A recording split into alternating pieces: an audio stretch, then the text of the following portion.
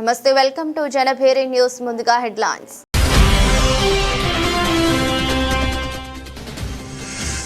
అయోధ్య బాలరాముడిని దర్శించుకున్న సీఎం చంద్రబాబు. బాలరాముడికి ప్రత్యేక పూజలు నిర్వహించిన ముఖ్యమంత్రి.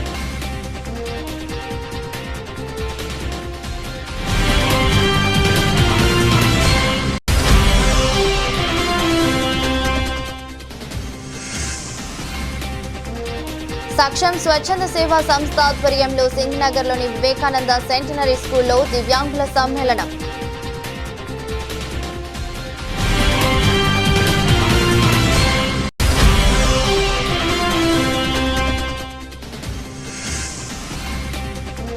కేబిఎన్ కాలేజీ పూర్వ విద్యార్థులందరూ కాలేజీ అభివృద్ధితో పాటు నగర అభివృద్ధికి సహకరించాలని విజయవాడ ఎంపీ కేశినేని శివనాథ్ పిలుపు. దివ్యాంగులకు అనేక సమస్యలు ఉన్నాయని, వాటిని సావధానంగా ముఖ్యమంత్రి దృష్టికి తీసుకువెళ్తామని ప్రభుత్వ విప్ సెంట్రల్ నియోజకవర్గం ఎమ్మెల్యే బోండా ఉమామహేశ్వరరావు అన్నారు. భారతదేశంలో ఎక్కడా లేని విధంగా ఆంధ్రప్రదేశ్లో సంక్షేమ పథకాలను అమలు చేస్తున్నామని చెప్పారు. 3,000 రూపాయలు ఉన్న పెన్షన్ను కూటమి ప్రభుత్వం ఒకేసారి 6,000 చేసిందని, దీనివల్ల వారికి తోడ్పాటు లభిస్తుందని, ఆత్మస్థైర్యం పెరిగింది, సహాయంగా ఉందన్నారు. సక్షం స్వచ్ఛంద సేవా సంస్థ ఆధ్వర్యంలో సింగ్ నగర్లోని వివేకానంద సెంటినరీ స్కూల్లో దివ్యాంగుల సమ్మేళనం కార్యక్రమాన్ని నిర్వహించారు. ఈ కార్యక్రమానికి ప్రభుత్వ విప్ సెంట్రల్ నియోజకవర్గం ఎమ్మెల్యే బోండా ఉమామహేశ్వరరావు ముఖ్య అతిథిగా పాల్గొన్నారు. సక్షం సంస్థ రూపొందించిన క్యాలెండర్ను ఆవిష్కరించి దివ్యాంగులతో మాట్లాడారు. ఈ సందర్భంగా 3,000 రూపాయలు ఉన్న పెన్షన్ను కూటమి ప్రభుత్వం ఒకేసారి 6,000 చేసిందని, దీనివల్ల వారికి తోడ్పాటు లభిస్తుందని, ఆత్మస్థైర్యం పెరిగింది, సహాయంగా ఉందన్నారు. ఈరోజు సక్షము అనే ఒక జాతీయ ఎన్జిఓ సంస్థ ఆధ్వర్యంలో ఉమ్మడి కృష్ణా జిల్లాలోని మా దివ్యాంగ సోదర సోదరీమణులందరినీ కూడా ఇక్కడికి సెంట్రల్ నియోజకవర్గంలోని వివేకానంద స్కూల్లో పెట్టి వాళ్ళందరికీ సమ్మేళనం, దివ్యాంగ సమ్మేళనం అని పెట్టి ఒక కార్యక్రమం నిర్వహించారు. మంచి కార్యక్రమం. దీన్ని ఆ సక్షం సంస్థ ప్రతినిధుల్ని తెలియజేస్తూ ఉన్నాను. అనేక సమస్యలు ఉన్నాయి వాళ్ళ దివ్యాంగ సోదరులు. వాళ్ళందరి సమస్యలను కూడా సావధానంగా ముఖ్యమంత్రి గారి దృష్టికి తీసుకెళ్తాం. ఇప్పటికే భారతదేశంలో ఏ రాష్ట్రంలో లేనటువంటి విధంగా దివ్యాంగులకి పథకాలు ఈ రాష్ట్రంలో అమలు చేస్తూ ఉన్నాం. ముఖ్యంగా 3,000 రూపాయలు ఉన్నటువంటి పింఛన్ని ఒకేసారి 6,000 రూపాయలు చేసింది ఈ ప్రభుత్వం. దానివల్ల దివ్యాంగుల్లో ఎంతో ఆత్మస్థైర్యం పెరిగింది, వాళ్ళకి సహాయంగా ఉంది, బ్రహ్మాండంగా వాళ్ళకి తోడ్పాటు అందుతూ ఉంది. అంతేకాకుండా బెడ్ రీడింగ్ ఉన్నటువంటి దివ్యాంగులకి 10,000 ఇస్తున్నాం, తలసేమియా వాళ్ళకి 15,000 ఇస్తున్నాం. అంతేకాకుండా వాళ్ళకి కేంద్ర ప్రభుత్వం పెట్టినటువంటి పథకంలో భాగంగా మోడీ గారు ఇచ్చినటువంటి ఛార్జ్డ్ ట్రై సైకిల్ స్కూటర్స్ అవి ఇస్తున్నాం. అంతేకాకుండా ల్యాప్టాప్లు ఇస్తున్నాం, బ్రెయిలీ లిపి నేర్పిస్తున్నాం.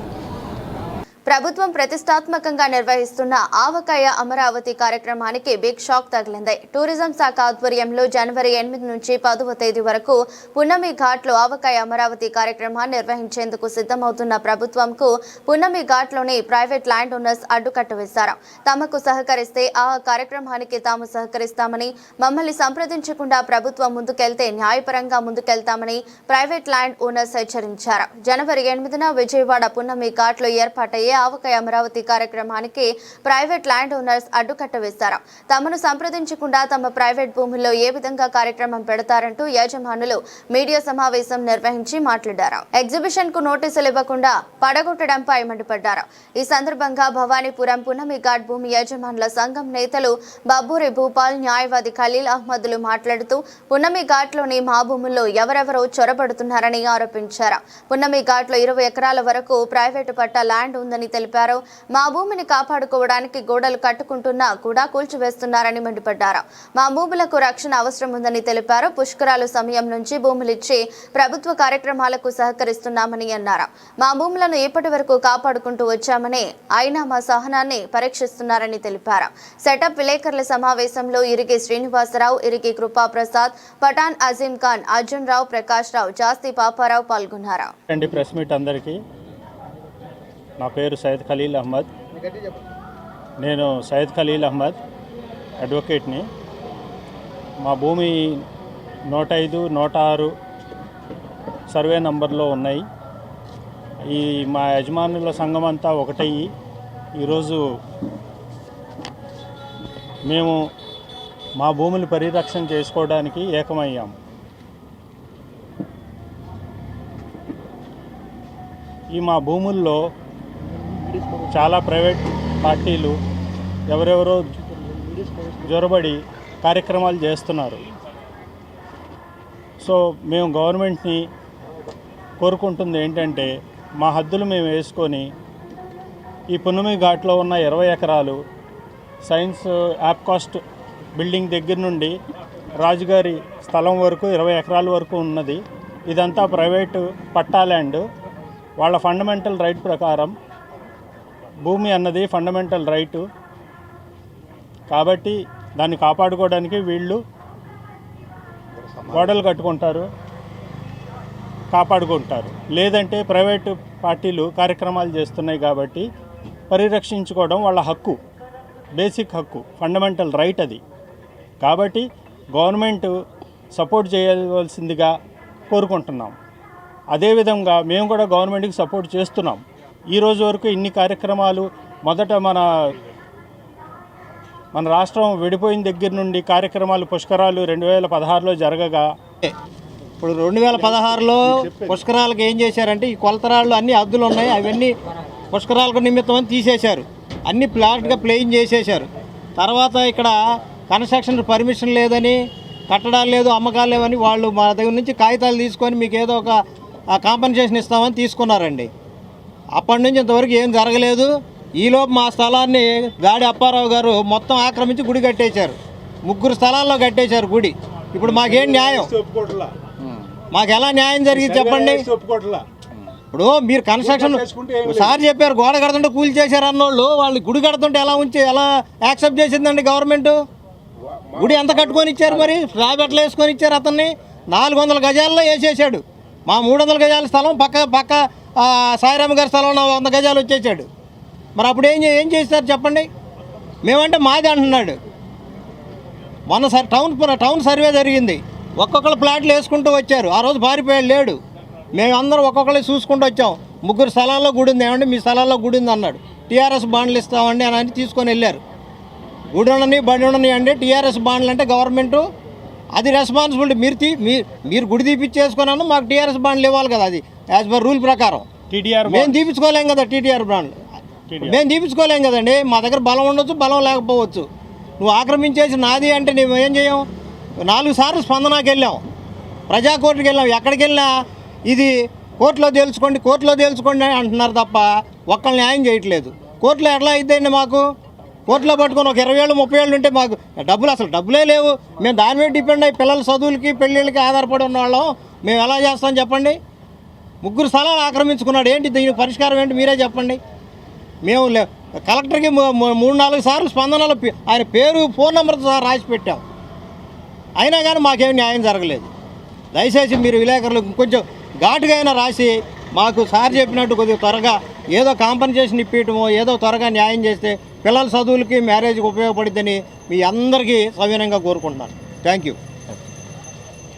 దాని గురించే గవర్నమెంట్ ఖాళీ భూమి పెట్టుకున్నారంటే వీళ్ళు సమ్ వెల్తీ కాబట్టి ఈ భూమిని అలా ఎంటీగా పెట్టుకున్నారు కాబట్టి విఎల్టీ అనేది ఒకటి ఇంట్రడ్యూస్ చేశారు. కానీ అది ఎప్పుడు ఆ భూమిలో ఫర్దర్గా కన్స్ట్రక్షన్కి పర్మిషన్ ఇస్తారు కాబట్టి ఈ విఎల్టీ అనేది తీసుకొచ్చారు. కానీ ఇక్కడ మాకు కన్స్ట్రక్షన్కి పర్మిషన్ లేదు. పర్మిషన్ లేనప్పుడు విఎల్టీ అప్లికబుల్ కాదు. అది ప్రజెంట్ ఓకే. నా పేరు బబ్బూరి భూపాల్ అండి. అది బబ్బూరి గ్రౌండ్స్. మేము ఫస్ట్ నుంచి గవర్నమెంట్కి సహకరిస్తూనే వస్తున్నాం, ఇప్పుడు కూడా సహకరిస్తాం. ఎప్పుడూ సహకరిస్తాం, ఏ గవర్నమెంట్ ఉన్నా సహకరిస్తాం. కానీ ఏంటంటే ఇప్పుడు ఈ పున్నమి దగ్గర నుంచి ఏ అయితే ల్యాండ్స్ ఉన్నాయో నేను అందరికీ తెలియజెప్పాలనుకుంది ముఖ్యంగా ఏంటంటే పున్నమి దగ్గర నుంచి ఇటు లెఫ్ట్ సైడు ఇటు నెక్స్ట్ స్వాతి రోడ్డు దాకా దర్గా దాకా కరకట్ట కింద ఏదైతే భూములు ఉన్నాయో అన్నీ కంప్లీట్గా ప్రైవేటు భూములే.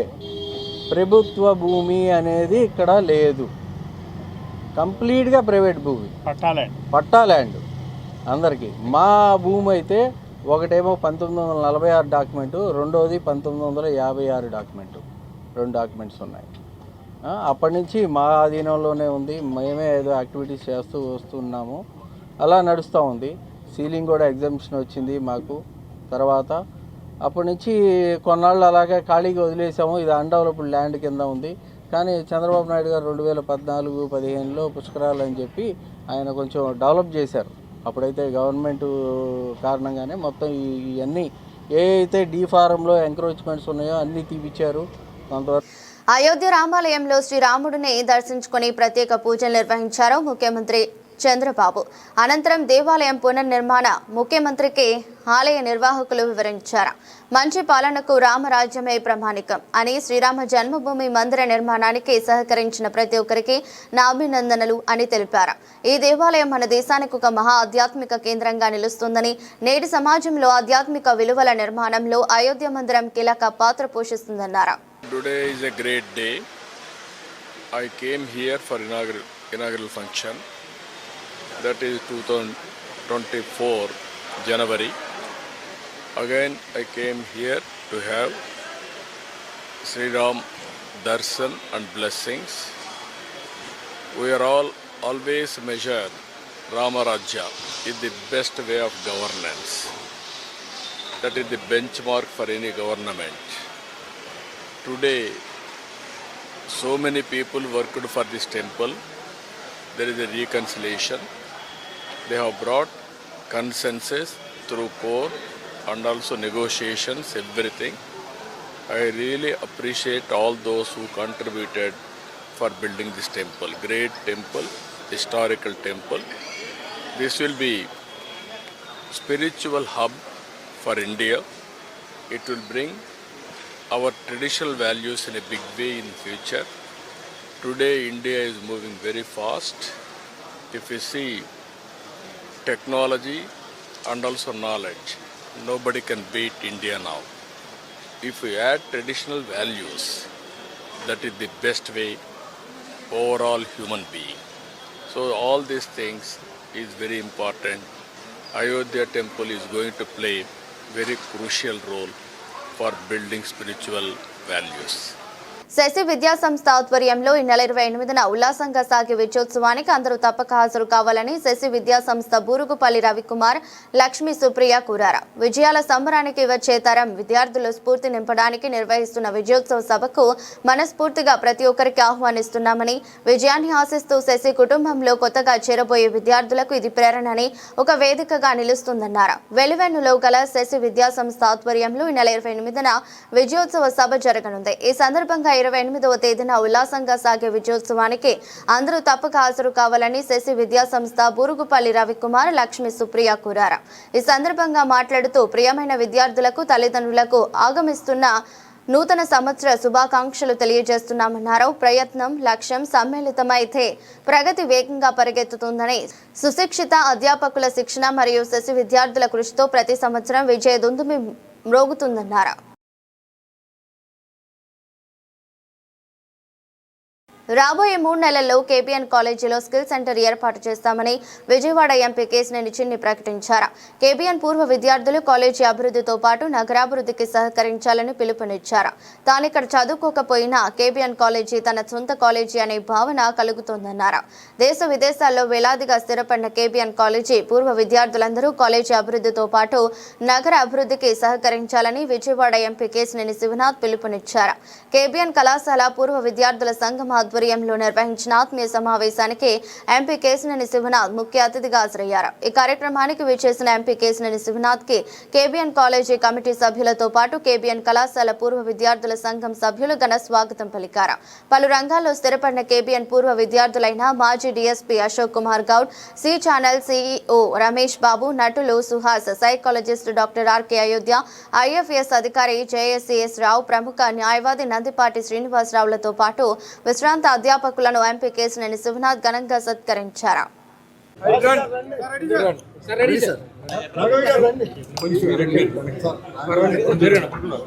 అందరికీ నమస్కారం. ఇవాళ కోసా డైమండ్ జూబ్లీ సందర్భంగా, అందులో ముఖ్యంగా కేబిఎన్ కాలేజ్ అంటేనే విజయవాడ నగరంలో ఎంతోమంది మేధావుల్ని, ఎంతోమంది చక్కటి ఆఫీసర్స్ని తయారు చేసిన సంస్థ. ఈ సంస్థ ద్వారా దేశ విదేశాల్లో ఉన్న స్టూడెంట్స్ అందరూ కూడా ఇక్కడ సమావేశమై, సుమారు 4,000 మంది ఓల్డ్ స్టూడెంట్స్ అందరూ ఇక్కడికి వచ్చి సమావేశమై ఇవాళ వాళ్ళ యొక్క అనుభవాలను ఇక్కడ పంచుకోవడం చాలా ఆనందంగా ఉంది. నిజంగా ఇవాళ విజయవాడలో ఉన్న 2-3 ప్రతిష్టాత్మక సంస్థల్లో కేబిఎన్ కాలేజ్ ఒకటి. తప్పకుండా యాజమాన్యం చక్కటి మధ్యతరగతి వారికి సరిపడా విధంగా కోర్సులు తయారు చేయడమే కాకుండా ఫీజుల్లో కూడా చక్కటి అవకాశం ఉండే విధంగా మధ్యతరగతి వారికి ఉండే విధంగా తయారు చేస్తున్నారు. రాబోయే కాలంలో మరిన్ని స్కూల్స్, కాలేజీలు పెట్టి విజయవాడ నగరం అంటేనే విద్యా నగరం కింద ప్రసిద్ధి. అటువంటి విద్యానగరంలో ఆణిముత్యమైన ఈ కేబిఎన్ కాలేజ్ మరింత అభివృద్ధి చెంది బిలో మధ్యతరగతి కుటుంబాలకు చేయూతిచ్చే విధంగా ఉండాలని కోరుకుంటున్నాం. అంతేకాకుండా కోసా ఓల్డ్ స్టూడెంట్స్ అందరికీ ఒకటే కోరుతున్నాం, కాలేజీ అభివృద్ధిలోతో పాటు విజయవాడ నగరం అభివృద్ధిలో కూడా మీరు పాలు పంచుకోవాలని తెలియజేసుకుంటూ ఇక్కడ అవకాశం ఇచ్చిన అందరికీ పెద్దలకి పేరు పేరున ధన్యవాదాలు. Thank you. అందరికీ నమస్తే అండి. నా పేరు సుహాస్. మా కాలేజ్ రీయూనియన్ ఓల్డ్ స్టూడెంట్స్ అందరూ కలిసే సందర్భంలో మా ప్రిన్సిపల్ సార్ ఫోన్ చేశారు. 15 సంవత్సరాలు అయింది నేను చదువుకుని ఇక్కడ. మళ్ళీ ఇలా రావడం చాలా ఆనందంగా ఉంది. ఎందుకు పనిగట్టుకుని వచ్చాను, మా ప్రిన్సిపల్ సార్ వీళ్ళందరూ ఫోన్ చేస్తే ఏంటంటే, ఈ కాలేజీలోనే థియేటర్ ఆర్ట్స్ నేర్చుకుని, ఈ కాలేజీలోనే యాక్టింగ్ నేర్చుకుని నేను సినిమాల్లోకి వెళ్ళి పొజిషన్లో ఉన్నాను. అందుకే ఈ కాలేజీ మీద ప్రేమ నాకు ఎప్పటికీ పోదు. అందుకే వచ్చాను, వస్తూనే ఉంటాను మధ్య మధ్యలో కూడా. మాటలు అదే నాకు స్టేజ్ మీద స్టార్ట్ అయింది నాకు. సో ఆ స్టేజ్ చాలా ఎమోషను. అందుకనే మా లెక్చరర్స్ కనపడిన వాళ్ళందరినీ గుర్తు చేసుకుని చాలా మళ్ళీ 15 years బ్యాక్ ఆ ఏజ్ అవన్నీ గుర్తుకొచ్చి కొంచెం బాగా అనిపించింది. మంచి ఎక్స్పీరియన్స్ ఈరోజు. అనుబంధం అండి అదే అండి. అంటే ఇక సింపుల్గా చెప్పాలంటే, నేను లైఫ్లో ఎంజాయ్ చేసిన బెస్ట్ 3 సంవత్సరాలు ఏ ఉన్నాయంటే ఈ కాలేజీలో చదువుకున్న 3 సంవత్సరాలే. ఇంకా అంతకించే ఎక్స్ప్లెయిన్ చేయలేను.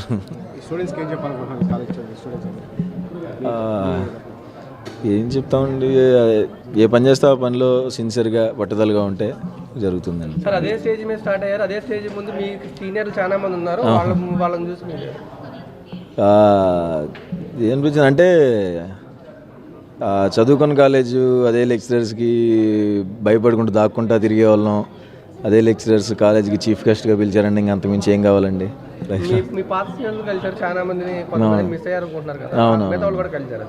మిగతా వాళ్ళు కలుస్తూ ఉంటారండి వచ్చినప్పుడు.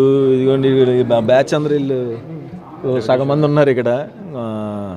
ఇప్పుడు అదే ఇది మా క్లాస్ రూమ్ ఇంతకుముందు, ఇప్పుడు ల్యాబ్ ముత్యాలంపాటలోని శ్రీ షిరిడి సాయిబాబా మందిరంలో నూతన సంవత్సర క్యాలెండర్ను ఆవిష్కరణ కార్యక్రమం జరిగింది. ఈ కార్యక్రమానికి మందిర గౌరవ అధ్యక్షులు పూనూరు గౌతమ్ రెడ్డి పాల్గొన్నారు. నూతన సంవత్సరం క్యాలెండర్ను ఆవిష్కరించారు. ప్రతి సంవత్సరం చేసుకునే పద్ధతిలోనే బాబా ఆశీస్సులతో ప్రతి కార్యక్రమాన్ని జరుపుకుంటున్నామని చెప్పారు. నూతన సంవత్సరం సందర్భంగా గత 30 ఏళ్ల నుంచి బాబావారి చిత్రపటంతో కూడిన క్యాలెండర్ను భక్తులకు ఇచ్చే ఆనవాయితీ ఉందన్నారు. 31వ తేదీ రాత్రి 12 గంటల నుంచి ఉత్సవాలు ప్రారంభించి అర్ధరాత్రి నుంచి క్యాలెండర్ పంపిణీ చేస్తున్నట్లు చెప్పారు. అందరికీ నమస్కారం. ఈ రోజున ప్రతి సంవత్సరం చేసుకునేటువంటి పద్ధతిలోనే షిరిడి సాయిబాబా ప్రేమి మండలి ఆధ్వర్యాన ముత్యాలంపాడులో వెలిసినటువంటి బాబా గారి యొక్క ఆశీస్సులతో నిరాటంకంగా ప్రతి కార్యక్రమాన్ని నిర్వహించుకోవడం జరుగుతూ ఉంది. అది సేవా కార్యక్రమం కావచ్చు, లేదనుకుంటే కనుక భక్తి పారవశ్యమైనటువంటి సంబంధిత కార్యక్రమాలే కావచ్చు, అన్నీ కూడా సజావుగా జరగడానికి కారణం బాబాగారి ఆశీస్సులు. అదే పద్ధతిలో ఈ రోజున నూతన సంవత్సర సందర్భంగా గత 30 ఏళ్లుగా బాబాగారి చిత్రపటాన్ని ప్రజానీకానికి, ముఖ్యంగా భక్తులు అందరికీ కూడా ఈ క్యాలెండర్ని ఇచ్చేటువంటి ఆనవాయితీ ఈ మందిరానికి ఉన్నది. దానిలో భాగంగానే అది ఎంత ఖర్చైనా, ఎన్ని లక్షలు ఖర్చైనా కానీ ఉచితంగానే అందరికీ కూడా అందజేసేటువంటిది మా యొక్క బాబా ప్రసాదంగా, బాబా గారి యొక్క ఏదైతే ఈ ముత్యాలంపాడు బాబా ప్రతిమ ఏదైతే ఉందో దానినే ఒక చిత్రంగా తీసుకుని అందరికీ కూడా ఇవ్వటం అనేటువంటి జరుగుతూ ఉంది. దీన్ని దృష్టిలో పెట్టుకుని భవిష్యత్తులో కూడా మేము మరింత ముందుకు వెళ్ళటానికి ప్రజల యొక్క, భక్తుల యొక్క ఆశీర్వచనం కోరుకుంటున్నాం. అదే పద్ధతిలో ఈ గుడి దినదినాభివృద్ధి చెందడానికి, అదే పద్ధతిలో ఈ ఇంటర్నేషనల్ వైడ్గా మాకు వచ్చినటువంటి అవార్డులు కానీ అవన్నీ కూడా దాతల యొక్క సహకారంతో జరిగింది అనేటువంటిది చెప్పక తప్పదు. వారు ఇచ్చినటువంటి సహాయ సహకారాల వలన మరింతగా ముందుకు వెళ్ళి మేమంత దిగ్విజయంగా ఈ కార్యక్రమాలు నిర్వహించుకోవడం జరుగుతూ ఉంది. దీనిలో భాగంగానే 31వ తారీఖు రాత్రి 12 గంటలకు తెల్లవారితే నూతన సంవత్సరం అనంగా ఈ కార్యక్రమాలు, ఉత్సవాలు చేయటం, తదనంతరం ఈ క్యాలెండర్లు అన్నింటినీ కూడా అర్ధరాత్రి నుంచే భక్తులందరికీ కూడా పంచడం అనేటువంటి జరుగుతుందని ఈ సందర్భంగా కూడా తెలియజేస్తూ, మరింతగా భక్తి పారవశ్యంగా ఉండేటువంటి వారందరికీ కూడా ఆ రోజు కూడా అందరికీ కూడా ఆహ్వానం పలుకుతా ఉన్నాం. అమరావతిలోని మందడంలో మంత్రి సమీక్షలోనే సిఆర్డీఏ సమావేశంలో మనోవేదనతో కుప్పకూలి మరణించిన రైతు రామారావుకు నేటి ఉదయం మందడంలోనే శ్మశాన వాటికలో అంత్యక్రియలు పూర్తయ్యాయి. స్థానిక రైతులు, ప్రజలు, బంధుమిత్రులు అంతిమ యాత్రలో పెద్ద ఎత్తున పాల్గొన్నారు. రామారావు కుటుంబ సభ్యులతో ముఖ్యమంత్రి ఫోన్లో మాట్లాడుతూ అన్ని విధాలు ఆదుకుంటామని తెలిపిన ఇప్పటి వరకు ప్రజాప్రతినిధులు, అధికారులు ఎటువంటి నిర్దిష్ట చర్యలను ప్రకటించలేదు. పైపెచ్చు ప్రభుత్వం తరపున సిఆర్డీఏ తమ తప్పు లేదని, అన్ని సవ్యంగానే చేశామని ప్రకటన విడుదల చేయడం హర్షణీయం. రాజధానిలో మందడంలో రైతు రామారావు మృతి చెందడం చాలా బాధాకరం. ముఖ్యమంత్రి గారు స్పందించి వారి కుటుంబ సభ్యులతో మాట్లాడారు. కానీ 2 రోజులు గడిచినా ఇవాల్టి వరకు ఎటువంటి చర్యలు లేవు అధికారుల నుంచి కానీ, ప్రజాప్రతినిధుల వైపు నుంచి కానీ. పైపెచ్చు ప్రభుత్వం తరపున సిఆర్డీఏ వాళ్ళు విడుదల చేసిన ప్రకటన మరణించిన రైతు రామారావుని, రైతులని తప్పు పడుతూ సిఆర్డీఏ ప్రభుత్వాన్ని తప్పు లేదని విడుదల చేశారు ప్రకటన. ఇది దుర్మార్గం. ప్లాట్లు లోతట్టులో ఇచ్చారని రామారావు గారు చెప్తే, ఆవేదనతో చెప్తే మేమంతా బాగా చేశామని చెప్తున్నారు. ఒక రామారావు గారే కాదు, ఎంతోమంది రైతులు కంప్లైంట్లు చేశారు, అయినా పట్టించుకోలే. దానికి తోడు రోడ్డు విస్తరణకి అంగీకరించారు అని ఇంకొక నెపం నెట్టడం. అలాగే మేము అన్నీ సరిగా చేశాం, రామారావు గారు వ్రాతపూర్వకం మాకు ఎటువంటి ఫిర్యాదు చేయలేదు. 100 ఫిర్యాదులు రైతులు, అక్కడ ఉన్నటువంటి ప్రజలు చేశారు. మంత్రి సమక్షంలోనే, ప్రజాప్రతినిధుల సమక్షంలో ఆయన ఆవేదన అంతా వ్యక్తం చేశారు రైతుల తరపున. మా ఇళ్ళు పోతే ఎక్కడిస్తారు, మా అందరికి ఒక చోట ఇవ్వండి, సీడ్ యాక్సిస్ రోడ్డు పక్కన ఇవ్వండి, గతంలో ఇచ్చిన ప్లాట్లన్నీ లోతట్టులో వాగుల్లో ఇచ్చారు అని ఆవేదన వ్యక్తం చేసి కళ్ళ ముందు కనబడతా ఉంటే మాకు ఎటువంటి ఫిర్యాదు చేయలేదు అని మాట్లాడటం, సిఆర్డీఏ ప్రకటన చేయటం అంటే తప్పు రైతుల మీద వేస్తారా? రామారావు మరణించినటువంటి రైతు రామారావు కుటుంబానికి అండగా ఉండటం అంటే తప్పుడు ప్రకటనలు చేయటమా, ఎదురు ఆరోపణలు చేయటమా? మరి ప్రభుత్వం దీనికి సమాధానం చెప్పాలి. ఈ ప్రకటనకి సిఆర్డీఏ అధికారులే కాదు, ప్రజాప్రతినిధులు క్షమాపణ కూడా చెప్పాలి. ఇప్పటికైనా సరే మాటలు, హామీలు కాదు, స్పష్టమైన ప్రకటన చేయాలి. ఆ కుటుంబాన్ని ఆదుకోవాలి, రైతులను ఆదుకోవాలి. 50 లక్షల రూపాయలు తగ్గకుండా పరిహారం చెల్లించాలి. అదే కాదు, ప్లాట్లు మార్చి సరైన చోట్ల ఇవ్వాలి. రోడ్లు విస్తరణ ప్రత్యామ్నాయాలను చూడాలి, ఇళ్ళు పోకుండా. అనివార్యమైతే రైతులకి నష్టం జరగకుండా, ప్రజలకి నష్టం జరగకుండా చూడాల్సిన బాధ్యత ఉంది. ఈ పెద్ద పెద్ద రోడ్లు వెడల్పు చేయటం మీద చూపిస్తున్న అత్యుత్సాహం అంతర్గత రోడ్ల అభివృద్ధి కానీ, మౌలిక సదుపాయాలు గ్రామాల్లో కల్పించడం మీద కానీ వారి దృష్టి లేదు. ఇప్పటికే చాలా ఫిర్యాదులు, అటు గ్రామ కంటాల సమస్య, 11 ఏళ్ళైనా తీసుకున్న ప్లాట్లు అభివృద్ధి చేయకపోతే గగ్గోలు పెడతా ఉంటే మా తప్పు లేదని రైతుల్ని తప్పు పట్టే రీతిలో మాట్లాడటం ఏమిటి? ఎన్ని ఫిర్యాదులు ఉన్నాయి. అటు పేదలకి అందాల్సినటువంటి సౌకర్యాలు కానీ, ఉచిత విద్యా వైద్యం హామీలు కానీ, అన్న క్యాంటీన్ల గురించి కానీ చట్టబద్ధంగా ఉన్న హామీలు అమలు చేయకపోతే 11 ఏళ్ల తర్వాత సమీక్షించుకోవాల్సింది పోయి రామారావు గారి మరణంతోనైనా కళ్ళు తెరిచి ప్రభుత్వము సిఆర్డీఏ స్పందించాల్సి పోయి ఇటువంటి ఆరోపణలు చేసేటువంటి పద్ధతి సరైనది కాదు. మీరు కనుక ఇప్పటికైనా స్పందించకపోతే ఆందోళన తప్పదని సిపిఎం తరపున హెచ్చరిస్తున్నాం. మేము రామారావు గారి కుటుంబానికి, రైతులకి, అక్కడ అమరావతి ప్రజలకు అండగా నిలబడతాం. ప్రభుత్వం, ముఖ్యమంత్రి గారు జోక్యం చేసుకుని తక్షణమే ఈ సమస్యలకి పరిష్కారం చూడటంతో పాటుగా రైతు కుటుంబాన్ని ఆదుకుని మిగిలిన రైతుల యొక్క న్యాయ సమస్యల్ని, ప్రజల న్యాయమైన సమస్యల్ని పరిష్కరించాలని చెప్పి సిపిఎం తరపున డిమాండ్. ఆంధ్రప్రదేశ్ రాష్ట్ర ఉర్దూ అకాడమీ ఏర్పడి 50 సంవత్సరాలు పూర్తి చేసుకున్న సందర్భంగా మైనార్టీ సంక్షేమ శాఖ ఆధ్వర్యంలో అకాడమీ నూతన చైర్మన్ మహమ్మద్ ఫారూక్ అధ్యక్షతన సురూర్ ఏ ఉర్దూ మహోత్సవ్ కార్యక్రమాన్ని నెల 29న తుమ్మలపల్లి క్షేత్రంలో అత్యంత వైభవంగా నిర్వహించడం జరుగుతోందని నిర్వాహకులు ఫారూక్ షుబ్లీ తెలిపారు. నగరంలోని సంస్థ కార్యాలయంలో ఏర్పాటు చేసిన సమావేశంలో వివరాలను తెలిపారు. ఈ సాంస్కృతిక వేడుకలకు ముఖ్య అతిథులుగా న్యాయ, మైనారిటీ సంక్షేమ శాఖ మంత్రి జనాబ్ ఎన్ఎండి ఫరూక్, ప్రభుత్వ సలహాదారులు జనాబ్ మహమూద్ అహ్మద్ షరీఫ్, విశిష్ట అతిథిగా మైనారిటీ సంక్షేమ శాఖ ప్రభుత్వ కార్యదర్శి సిహెచ్ శ్రీధర్, గౌరవ అతిథులుగా ఎంపీ కేశినేని శివనాథ్, ఎమ్మెల్యేలు బోండా ఉమామహేశ్వరరావు, సుజనా చౌదరి, గద్దె రామ్మోహన్ రావు, బోడే ప్రసాద్ హాజరవుతున్నట్లు తెలిపారు. ఆంధ్రప్రదేశ్ రాష్ట్ర ఉర్దూ అకాడమీ చైర్మన్గా నియమితుడై 1 నెల పూర్తయిన తర్వాత సురూరే ఉర్దూ మహోత్సవ్ 1975 31 డిసెంబర్న ఉర్దూ అకాడమీ అనేది కేంద్రం ఎస్టాబ్లిష్ చేసింది. దాని తర్వాత 1982లో ఆంధ్ర రాష్ట్రంలో ఎస్టాబ్లిష్ అయింది.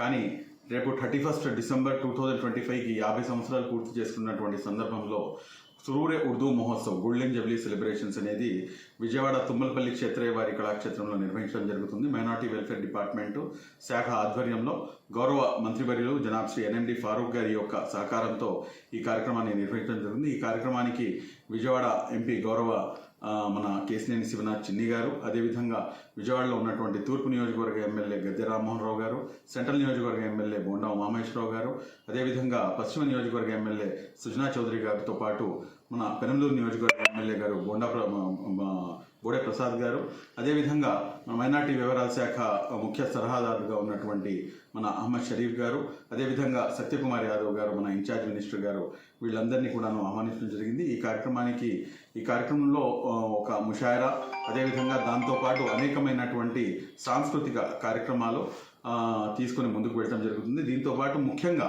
ఒకే ఒక అంశాన్ని మనం అందరి ముందు ప్రస్తావించడం జరుగుతుంది. అదేంటంటే ఉర్దూ భాషకి మతంతో ఎటువంటి సంబంధం లేదు, భాషకి మతంతో సంబంధం లేదు అన్న నినాదాన్ని తీసుకొని ఉర్దూ భాషాభివృద్ధికి, దాంతోపాటు మొత్తం యావత్తు ప్రపంచంలో, యావత్తు భారతదేశంలో మీరు చూసుకుంటే కనుక ఉర్దూ భాషాభివృద్ధికి గౌరవ ముఖ్యమంత్రి వర్యులు మాన్యశ్రీ శ్రీ నారా చంద్రబాబు నాయుడు గారు చేసిన సేవలు యావత్తు భారతదేశంలో ఎవరూ చేయలేదు అన్న సంగతిని కూడాను మొత్తం భారతదేశం మొత్తం కూడా తీసుకెళ్లే విధంగా ప్రయత్నం చేస్తారు. వార్తలు ముగించే ముందు మరోసారి హెడ్లైన్స్.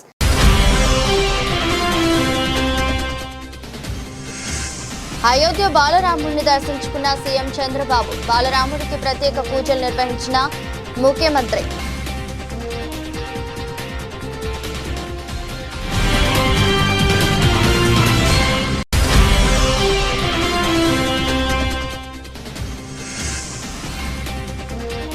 సక్షం స్వచ్ఛంద సేవా సంస్థ ఆధ్వర్యంలో సింగనగర్లోని వివేకానంద సెంటనరీ స్కూల్లో దివ్యాంగుల సమ్మేళనం.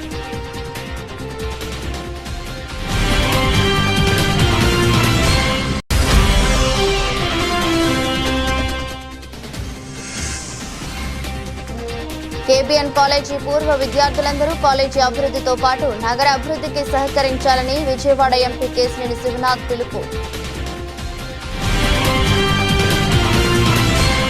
ఇదరస్టి బులెటిన్, మరో బులెటిన్లో మళ్ళీ కలుద్దాం. అంతవరకు సెలవు, నమస్కారం.